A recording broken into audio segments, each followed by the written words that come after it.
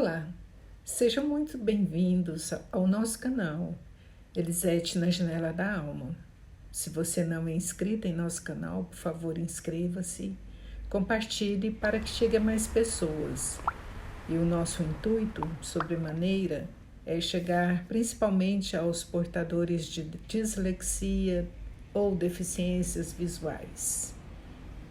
E hoje continuaremos com a última parte do nosso audiobook Semelhanças entre o Budismo e o Cristianismo, Contribuição Ecumênica do Oriente para o Ocidente, de Francisco Adalberto Alves Sobreira, Ceará, 2005.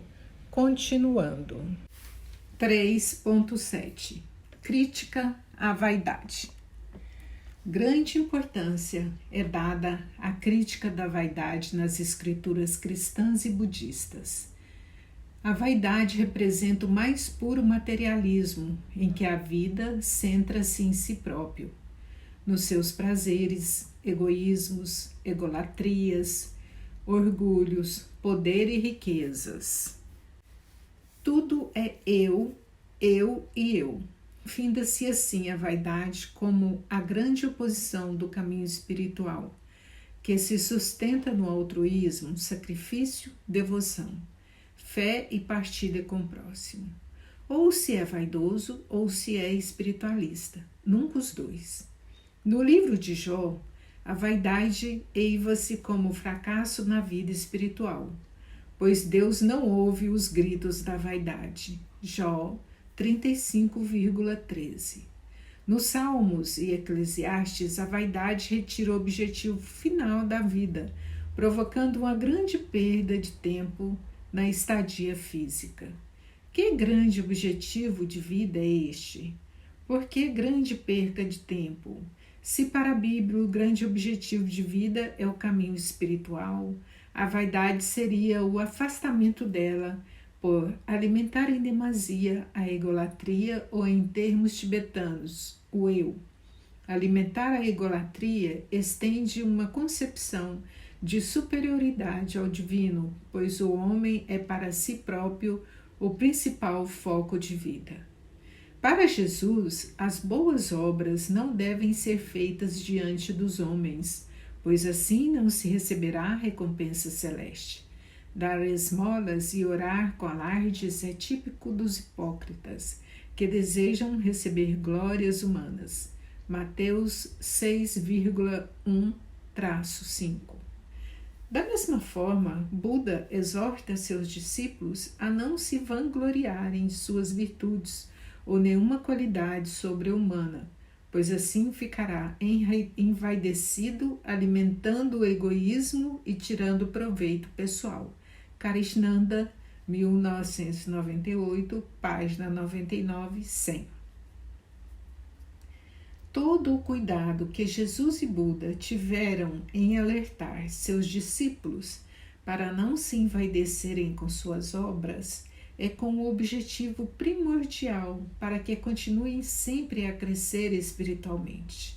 No entanto, se a vaidade engrandece, a noção de superioridade e busca de prazer terminarão em encerrar as atividades espirituais, provocando o fracasso de todos.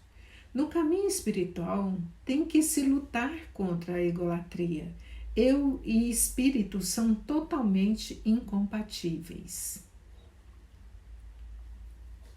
3.8 A concepção de Deus. Muitos escritores ocidentais e até orientais concebeu o budismo como ateu. A que budismo referem-se, já que são várias as correntes? O budismo tem, como uma de suas características mais peculiares, adaptar-se às mais diferentes culturas sem esmagá-las, mesclando-se entre si. Assim temos correntes das mais devocionais, com o budismo tibetano, até as correntes mais pragmáticas e impessoais, como as escolas zens. Somem-se a isso também as diferenças de linguagem, regiões, épocas, costumes e concepções entre orientais e ocidentais. A concepção de Deus dentro do cristianismo também não é das mais simples. Embora reforme o judaísmo, transformando-se em uma nova religião, o cristianismo não abole uma só vírgula de seus ensinamentos, mas os amplia e simplifica ao mesmo tempo. Assim temos as concepções mais impessoais e indefiníveis para Deus, como também as pessoas esboçadas no caráter do próprio Cristo, e outras que tramitam entre a pessoalidade e impessoalidade, como a Trindade em um só Deus. A definição da pessoalidade e impessoalidade de Deus é brilhantemente definida por Sri Ramakrishna, um grande reformador do hinduísmo no século XIX. Ramakrishna acaba com um preconceito existente, esclarecendo que ambas as visões são devoções autênticas, pois satisfazem a nível de intelecto diferentes. Os devotos do Deus impessoal normalmente são pessoas mais intelectualizadas e praticantes de disciplinas espirituais reflexivas. E os devotos do Deus pessoal são as pessoas mais simples que necessitam de quadros, imagens e gravuras para direcionarem sua fé, o que seria muito difícil sem uma imagem para adoração. De forma alguma, poder-se-ia considerar a devoção de Deus impessoal ou sem forma, superior à devoção ao Deus pessoal ou com forma, pois Deus sabe perfeitamente que ambas chamam pelo seu nome. Abhedananda, 1995, página 2542.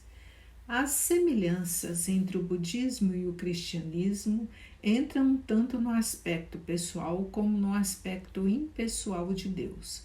No cristianismo, encontramos a concepção impessoal de Deus em pelo menos 2 livros, Êxodo e Apocalipse. No Êxodo, Deus apresenta-se a Moisés sem definição de nome, com nuances de impessoalidade. Então disse Moisés a Deus: eis que quando eu for aos filhos de Israel, eles disser: o Deus de vossos pais me enviou a vós, e eles me perguntarem qual é o seu nome, que lhes direi? Respondeu Deus a Moisés: eu sou o que sou. Disse mais: assim dirás aos olhos de Israel: eu sou, me enviou a vós. Êxodo 3,13-14. No Apocalipse, sua definição se estende do início ao fim, quando utiliza a primeira e a última letra do alfabeto grego, revestida de extremo poder.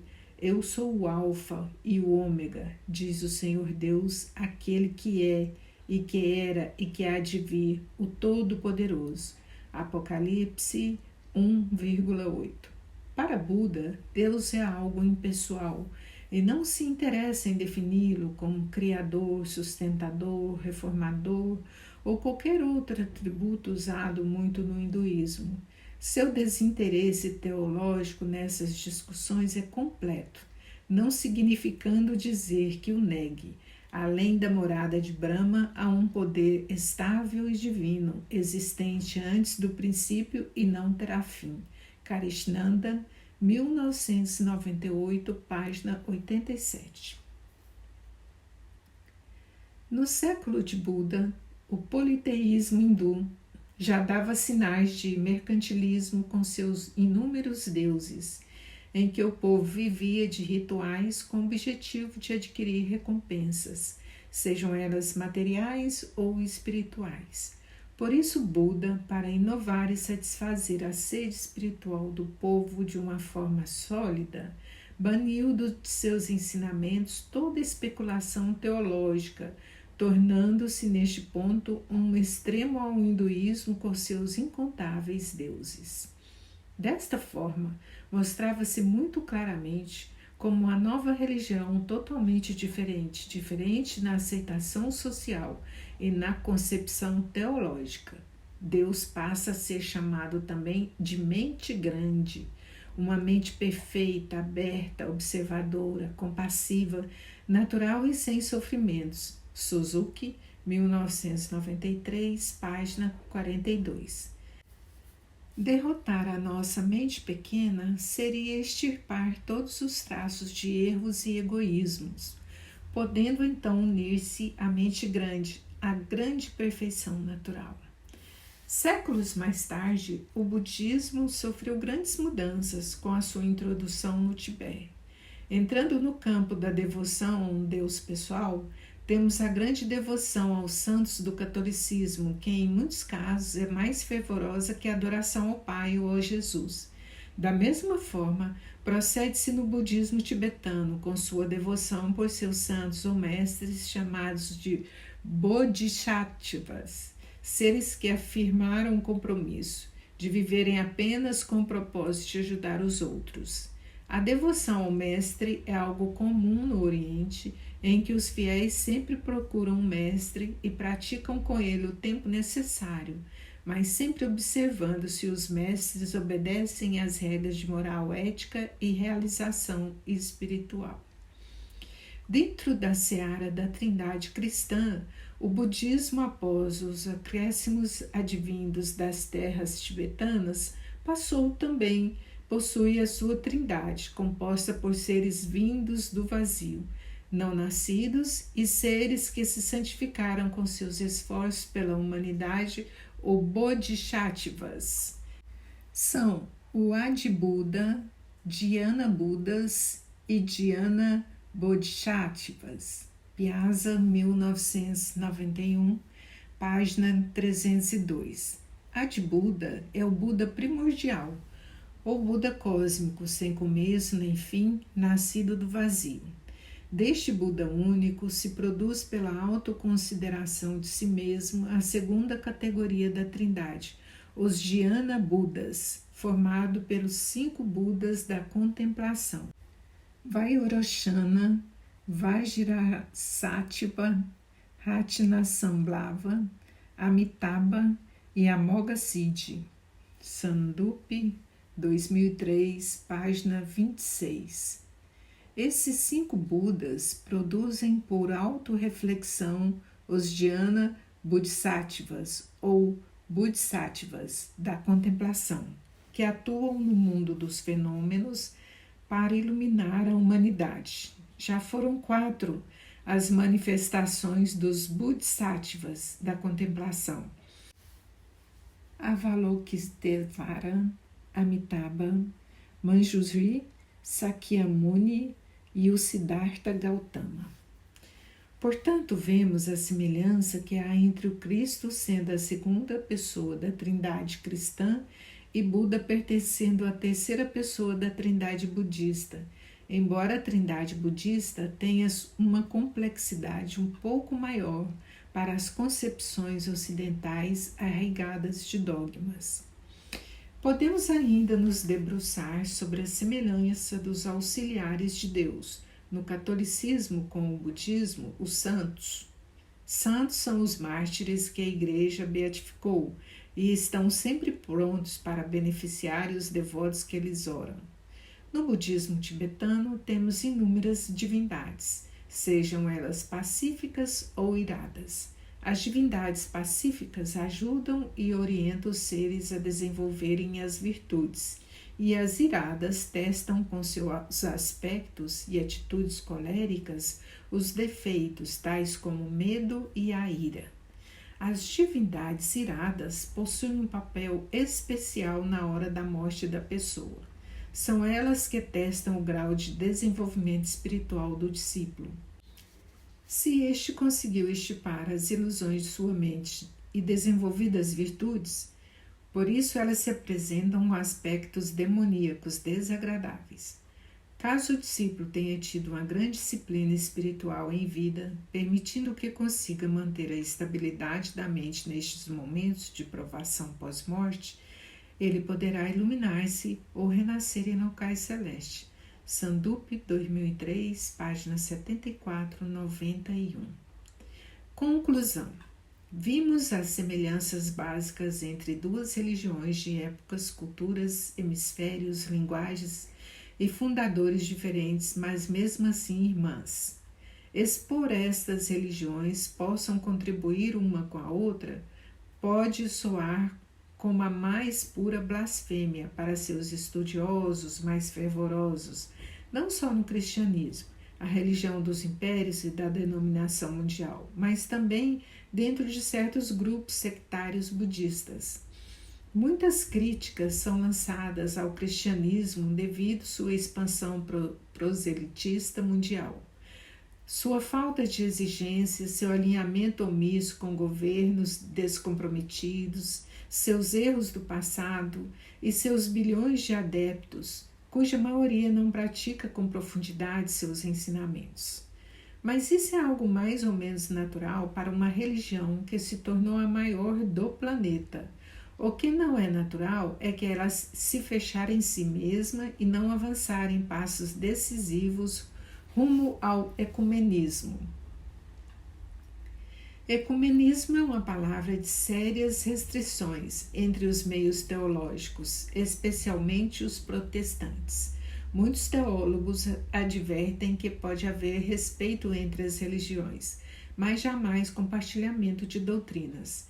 Há um temor muito grande de perda de fiéis, assim como uma empresa ou país teme a perda de investimentos ou a fuga de capital. Há ainda o temor que se formem opiniões sobre a superioridade de uma religião sobre a outra. Seria o budismo superior ao cristianismo, já que aquele possui um cabedal de teorias mais complexas, ou seria o cristianismo superior justamente por sua simplicidade? Esses seriam pontos fatais que impediriam por completo uma interação religiosa ecumênica. Partamos do ponto da existência de superioridade de religiões. Com certeza, dos 2 bilhões de cristãos no mundo, a grande maioria, ao conhecer com mais profundidade o budismo, não acenaria mudar de religião, nem consideraria uma religião superior por possuir conhecimentos mais complexos. Isso porque o que motiva as pessoas a praticarem religião não é o seu cabedal de conhecimentos ou especulações, mas sim a inspiração religiosa que nelas provoca. Para muitos, uma meditação sobre a vida de Buda não lhe provocaria muita atenção e motivação, mas meditar e imaginar sobre o sofrimento de Cristo poderiam lhe provocar fortes lágrimas. Não é possível outra conclusão quando alinhamos o livro de Mateus com o Evangelho de Buda por Krishnanda, 1998, harmonizados brilhantemente pelo Padre Piazza, 1991. E é exatamente por essa ausência de inspiração que se muda de religião, quando, por exemplo, não se tem mais emoções ou não se satisfaz com os conceitos do catolicismo, muda-se para o protestantismo, ou para os ortodoxos, ou para os espíritas, hindus, budistas, etc. Se sua religião não é mais capaz de provocar arroubos místicos ou impulsos de melhoria individual, é porque talvez você possa estar necessitando renovar o entendimento sobre a sua religião, ou sendo mais radical, deva participar de um novo grupo religioso mesmo.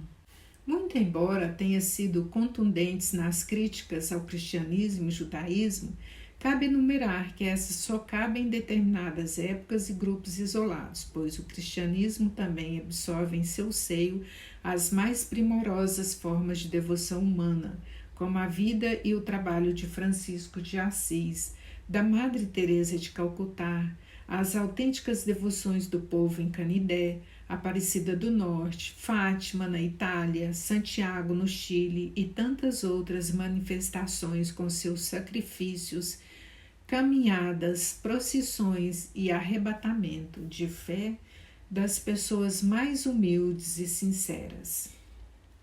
Seria um insensato generalizar uma religião extremamente heterogênea em seus 2 bilhões de fiéis.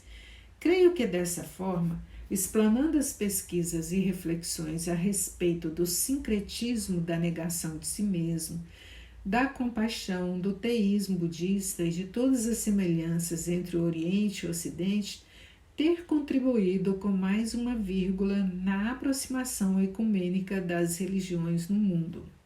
Na guerra do Iraque, o ódio com que os soldados americanos mostravam contra os muçulmanos tinha origem religiosa. Tudo porque eles creem em Alá, que nós não cremos. Há séculos atrás, o motivo para as tribos bárbaras usarem da mais extrema crueldade com os inimigos era o uso de drogas, pois, estando conscientes de si, não conseguiam tamanha perversidade. Hoje basta adotar uma religião diferente para que a selvageria do inimigo ultrapasse os limites da guerra. Diferenciar e menosprezar religiões é guerra, é morte, e não precisamos mais disso, se queremos ainda deixar algo para os nossos descendentes. E assim nós chegamos ao final do nosso audiobook. Para aqueles que quiserem inteirar-se mais dessa obra, como glossário, bibliografia, ela se encontra à disposição no site dominiopublico.com.br. Muita paz a todos. Obrigada.